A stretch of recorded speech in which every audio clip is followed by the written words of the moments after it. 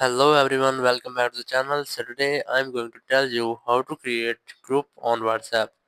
If you want to create a group of your WhatsApp, so you just need to follow these steps.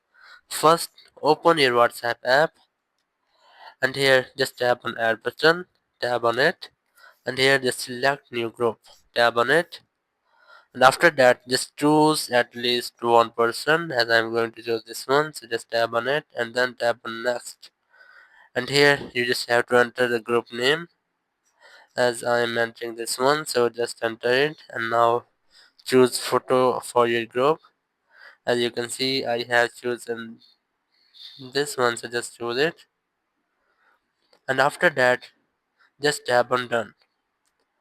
And here you can see I have successfully created my own WhatsApp group. So that's how you can create WhatsApp group. Thank you very much for watching the video. Until next video, bye bye.